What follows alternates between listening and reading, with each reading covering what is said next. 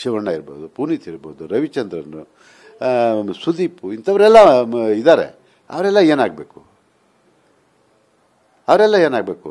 ಅವರು ಏನು ನೀವು ಹೇಳಿಕೆ ಕೊಟ್ಕೊಂಡ್ರು ನೋಡೋ ಜನ ನೋಡ್ತಾರೆ. ನೆನ್ನೆ ಕಲ್ಕಿ ಬಿಡುಗಡೆ ಆಯಿತು. ಅದರ ಬಗ್ಗೆ ನಮಗಿವತ್ತು ಮನಸ್ಥಿತಿ ಬದಲಾಗಿದೆ.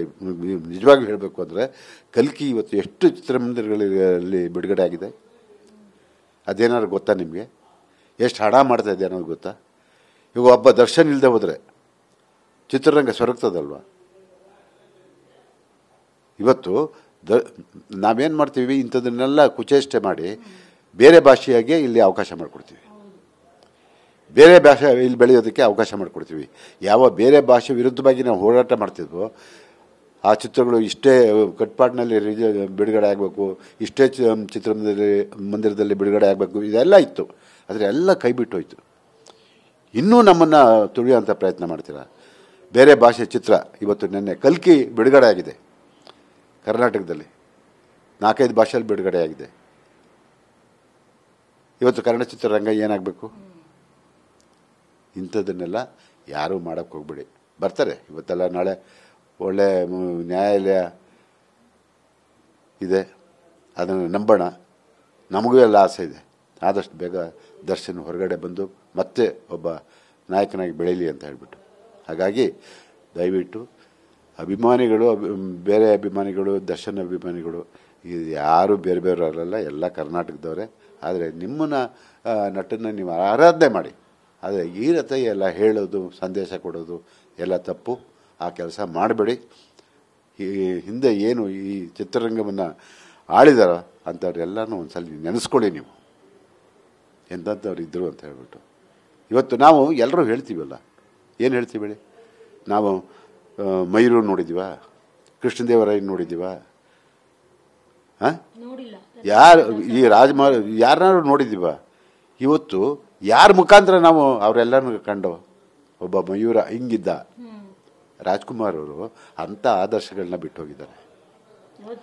ವಿಷ್ಣುವರ್ಧನ್ ಬಿಟ್ಟು ಹೋಗಿದ್ದಾರೆ. ಸ್ವತಃ ಸಂಗೊಳ್ಳಿ ರಾಯಣ್ಣ ಹೆಂಗಿದ್ದೆ ಅಂತ ನೋಡಿದ್ದೀರಾ ನೀವು ಯಾರಾದರೂ? ದರ್ಶನ್ ಅವ್ರನ್ನೇ ನೆನಪು ಮಾಡ್ಕೊಳ್ಳೋದು, ದರ್ಶನ್ ಅವ್ರನ್ನೇ ನೆನಪು ಮಾಡ್ಕೊಳ್ಳೋದು. ಅದು ಯಾರು ಬೇರೆ ಫ್ಯಾನ್ಸ್ಗಳಾಗಲಿ.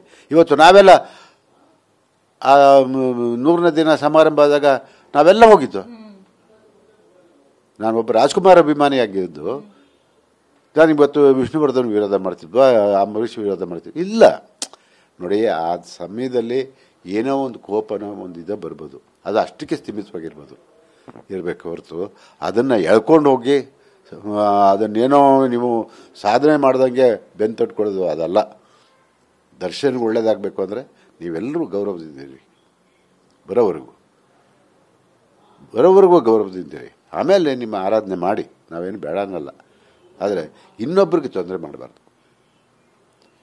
ಹಂಗೇನಾರ ಮಾಡೋಕ್ಕೆ ಹೋದರೆ ಈಗ ಏನೋ ಒಬ್ಬ ಹಂಗೇನೋ ಆಯ್ತಲ್ಲ ಪಾಪ, ಅವನು ಏನೋ ಒಂದು ಹುಮ್ಮಸ್ನಿಂದ ಮಾತಾಡ್ದ ಆ ಹುಡುಗ, ನೋಡಿ ಕೊನೆಗೆ ಏನಾಯಿತು. ಇದಕ್ಕೆ ಇದು ಕೊಡಬೇಡಿ. ದರ್ಶನ್ ಅಭಿಮಾನಿಗೆ ನೋಡಿ ಹೆಂಗೆ ಮಾಡಿದ್ರು ಅಂತ. ಆವಾಗ ನಿಮಗೆ ಕೆಟ್ಟ ಹೆಸರಲ್ವಾ? ನಾನೊಬ್ಬ ದೊಡ್ಡವನಾಗಿ, ಒಬ್ಬ ಅಭಿಮಾನಿ ಸಂಘದ ಒಬ್ಬ ನಾಯಕನಾಗಿ ಇವತ್ತು ನಿಮಗೆ ಹೇಳ್ತಾ ಇದ್ದೀನಿ, ಇಂಥವನ್ನೆಲ್ಲ ಯಾರೂ ಮಾಡಬಾರ್ದು. ದರ್ಶನ್ ಅಭಿಮಾನಿಗಳು ಮಾಡಬಾರ್ದು, ಪುನೀತ್ ಅಭಿಮಾನಿಗಳು ಮಾಡಬಾರ್ದು, ಶಿವಣ್ಣನ ಅಭಿಮಾನಿಗಳು ಕೂಡ ಮಾಡಬಾರ್ದು. ಇಂಥ ನಿರ್ಧಾರಗಳನ್ನ ತಗೋಬೇಡಿ ದಯವಿಟ್ಟು ಇಂಡಸ್ಟ್ರಿನಲ್ಲಿ ಅಂತ ಹೇಳಿ. ಸರ್, ಈಗ ಇನ್ನೊಂದು ಫೈನಲ್ ಕ್ವಶನು. ಈಗ ಮೊನ್ನೆಷ್ಟೇ ಫಿಲ್ಮ್ ಚೇಂಬರ್ ಒಂದು ಸಭೆ ಕರೆದಿತ್ತು. ಅಂದರೆ ವರ್ಷಕ್ಕೆ 2 ಸಿನಿಮಾಗಳು ಮಾಡಬೇಕು ಹೀರೋಗಳು ಅಂತ ಹೇಳ್ಬಿಟ್ಟು. ಆದರೆ ಅದಕ್ಕೆ ಕೆಲವರು ಕಲಾವಿದರು ಏನು ಹೇಳಿದ್ರು ಅಂತಂದರೆ, ರವಿಚಂದ್ರನ್ ಅವರು ಆಗಿರ್ಬೋದು, ಈಗ ದರ್ಶನ್ ಮತ್ತು ಯಶ್ ಅವರು ಸ್ಟಾರ್ಡಮ್ ಇದೆ, ಅವ್ರಿಗೆ ವರ್ಷಕ್ಕೆ 2 ಮಾಡೋದಕ್ಕಾಗತ್ತಾ? ಆಗೋದಿಲ್ಲ, ಅವರು ಕತೆ ನೋಡಬೇಕು, ಕಂಟೆಂಟ್ ನೋಡಬೇಕು ಅಂತ ಎಲ್ಲವನ್ನ ಹೇಳಿದ್ರು. ಆದರೆ ಈ ಒಂದು ಇನ್ಸಿಡೆಂಟ್ ಆದಮೇಲೆ ಕಲಾವಿದರ ಸಂಘದ ಕಡೆಯಿಂದ ಕಲಾವಿದರು ಕೆಲವೊಬ್ಬರು ಮಾತ್ರ ರಿಯಾಕ್ಟ್ ಮಾಡ್ತಿರುವಂಥದ್ದು ಇದ್ರ ಬಗ್ಗೆ. ರಾಕ್ಲೈನ್ ಆಗಿರ್ಬೋದು, ಸುಮಲತಾ ಅವರು ಆಗಿರ್ಬೋದು, ಯಾರು ತುಟುಕ್ ಪಿಟುಕ್ ಅಂತ ಅಂತಿಲ್ಲ, ಎಲ್ಲ ಮೌನಕ್ಕೆ ಶರಣಾಗಿರುವಂಥದ್ದು. ಇದ್ರ ಬಗ್ಗೆ ಹೇಳೋದಾದರೆ ಏನು ಹೇಳ್ತೀರಿ ಸರ್? ನೋಡಿಮ್ಮ, ನಾವು ಕನ್ನಡ ಚಿತ್ರರಂಗ ಇವತ್ತಿನ ಪರಿಸ್ಥಿತಿಯಲ್ಲಿ, ಹಿಂದೆ ವರ್ಷಕ್ಕೆ 100, 120, 40, 50 ಪಿಕ್ಚರ್ಗಳಾಗ್ತಾಯಿತ್ತು. ಇವತ್ತು ಈ ಟೆಕ್ನಾಲಜಿ ಬದಲಾವಣೆ ಆದಮೇಲೆ ವರ್ಷಕ್ಕೆ 300 ಚಿತ್ರ ದಾಟ್ತಾ ಇದೆ ಇಷ್ಟಾಗಲ ಮಾರ್ಕೆಟಲ್ಲಿ. ಅದನ್ನು ನೋಡಬೇಕು. ಇವತ್ತು ನೀವು ವರ್ಷಕ್ಕೆ 2 ಪಿಕ್ಚರು 3 ಪಿಕ್ಚರು ಮಾಡಬೇಕು ದರ್ಶನ್ ಅಂತವರು ಯಶ್ ಅಂತವರು ಅಂತ ನಾವು ಕೇಳ್ತಾ ಇದ್ದೀವಿ. ಯಾಕೆ ಅಂತ ಹೇಳಿದ್ರೆ ನೀವು ಮಾಡದೆ ಹೋದರೆ ಪರಭಾಷೆ ಬಂದು ಇಲ್ಲಿ ತುಂಬುತ್ತೆ, ರಾಜ್ಯಭಾರ ಮಾಡ್ತಾರೆ ಕಲ್ಕಿ ಆದಂಗೆ. ಇದಕ್ಕೆ ಅವಕಾಶ ಕೊಡಬೇಡಿ. ಯಾಕೆಂದರೆ ಚಿತ್ರಮಂದಿರ ಉಳಿಬೇಕಲ್ಲ. ಎಷ್ಟು ದಿನ ಅಂತ ಈಗ ಬರೋವಂಥ ಚಿತ್ರಗಳು ಕತೆ ಇಲ್ಲ ಏನಿಲ್ಲ, ಎಲ್ಲ ಮಾಡಿಕೊಂಡು ಒಂದು ಶೋ ಆದರೆ ನೆಕ್ಸ್ಟ್ ಶೋ ಇಲ್ಲ. ಈ ಥರ ಪರಿಸ್ಥಿತಿಯಲ್ಲಿ ದೊಡ್ಡ ದೊಡ್ಡ ನಾಯಕ ನಟರು ಸುದೀಪ್ ಅಂತವರು, ಶಿವಣ್ಣ ಅಂತವರು, ದರ್ಶನ್, ಯಶ್ ಅಂತವರು ವರ್ಷದಲ್ಲಿ 2 ಪಿಕ್ಚರು 3 ಬೇಡ 2 ಪಿಕ್ಚರ್ ಮಾಡಿದ್ರೆ ನಿಮಗೆ ಚಿತ್ರಮಂದಿರಗಳು ಉಳಿತವೆ. ಈ ಚಿತ್ರಮಂದಿರಗಳೇ ಇಲ್ಲ ಅಂದಮೇಲೆ ನೀವು ಎಲ್ಲಿ ನಟನೆ ಮಾಡ್ತೀರಾ ನೋಡಿ. ಇವತ್ತು ಈ ಇದರಲ್ಲಿ ಇದಾದ ಮೇಲೆ ಇತ್ತೀಚೆಗೆ 250 ಚಿತ್ರಮಂದಿರಗಳು ಮುಚ್ಚುತ್ತಾ ಇದ್ದಾರೆ. ಏನಾಗಬೇಕು? ಸಾಮಾನ್ಯ ಜನ ಸಿಂಗಲ್ ಥಿಯೇಟರ್ನಲ್ಲೇ ಪಿಕ್ಚರ್ ನೋಡೋದು, ಮಲ್ಟಿಪ್ಲೆಕ್ಸ್ಗೆ ಹೋಗಲ್ಲ. ಯಾಕೆಂತ ಹೇಳಿದ್ರೆ ಅಲ್ಲಿ ದುಬಾರಿ ದರ ಅದನ್ನೆಲ್ಲ ನೋಡ್ಕೊಂಡು ಅಲ್ಲಿಗೆ ಯಾರೂ ಹೋಗಲ್ಲ ಮಕ್ಕಳು ಕರ್ಕೊಂಡು. ಯಾಕೆಂತ ಹೇಳಿದ್ರೆ ಅಲ್ಲಿ ಹೋದ ತಕ್ಷಣ ಮಕ್ಕಳು ಅದು ಇದು ಕೇಳ್ತಾರೆ, ಅದನ್ನೆಲ್ಲ ಕೊಡ್ಸೋಕ್ಕಾಗಲ್ಲ. ಇವತ್ತು ಸಿಂಗಲ್ ಥಿಯೇಟ್ರ್ ಇಲ್ಲ ಅಂದರೆ ಕನ್ನಡ ಚಿತ್ರರಂಗ ಇಲ್ಲ, ಸತ್ತಂಗೆನೆ. ಮೊದಲೇ ಅವ್ರನ್ನ ಉಳಿಸ್ಕೋಬೇಕು ನಾವು. ಅವ್ರನ್ನ ಉಳಿಸ್ಕೋಬೇಕಾದ್ರೆ ಏನು ಮಾಡಬೇಕು? ಸದಾ ಚಿತ್ರಮಂದಿರದಲ್ಲಿ ಚಿತ್ರಗಳು ಬರ್ತಾ ಇರಬೇಕು ಅಲ್ವಾ? ಅದು ಯಾರ್ದು ದೊಡ್ಡ ದೊಡ್ಡ ನಟರದ್ದು ಬಂದರೆ ಒಂದು 6 ವಾರ 7 ವಾರ 8 ವಾರ ಹಿಂಗೆ ಹೋಗ್ತಾ ಇರುತ್ತೆ. ಅದು ಬಿಟ್ಟು ನೀವು ವರ್ಷದಲ್ಲಿ ಒಂದೇ ಪಿಕ್ಚರ್ ಮಾಡ್ತೀನಿ, ವರ್ಷ 2 ವರ್ಷ ಒಂದು ಪಿಕ್ಚರ್ ಮಾಡ್ತೀನಿ ಅಂದರೆ ಅದು ತುಂಬ ಕಷ್ಟ ಆಗುತ್ತೆ.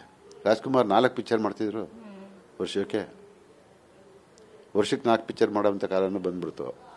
ಮಾಡಬೇಕು, ಮಾಡಿದ್ರೇ ಚಿತ್ರರಂಗ ಉಳಿಯೋದು. ಇಲ್ಲದೆ ಹೋದರೆ ಚಿತ್ರರಂಗ ಸತ್ತೋಗುತ್ತೆ. ನನಗೆ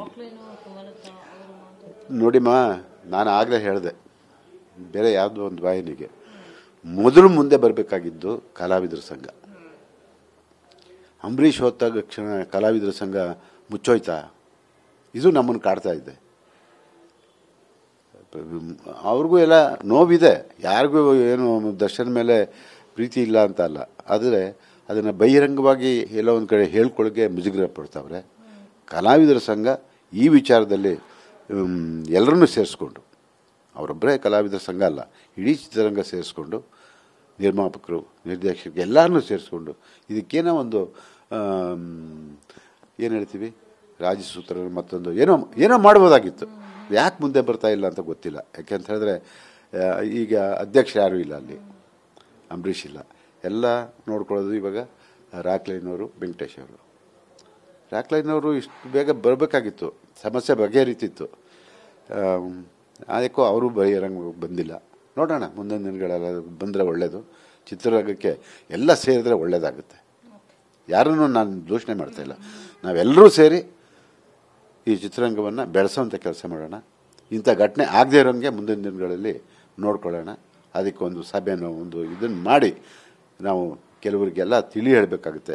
ಆ ಕೆಲಸ ಮುಂದಿನ ದಿನಗಳಲ್ಲಿ ಕಲಾವಿದರ ಸಂಘ ತಗೋಬೇಕು, ಬಹಳ ಮುಖ್ಯವಾಗಿ. Thank you. ಸೊ ನೋಡಿದ್ರಲ್ಲ, ಇದಿಷ್ಟು ನಿರ್ಮಾಪಕರಾದ ಸಾರಾ ಗೋವಿಂದ್ ಅವರ ಮಾತು. ಕ್ಯಾಮರಾ ಪರ್ಸನ್ ಮಹೇಂದ್ರ ಜೊತೆ ಮಂಗಳ ರಾಜಗೋಪಾಲ್, TV9 ಬೆಂಗಳೂರು.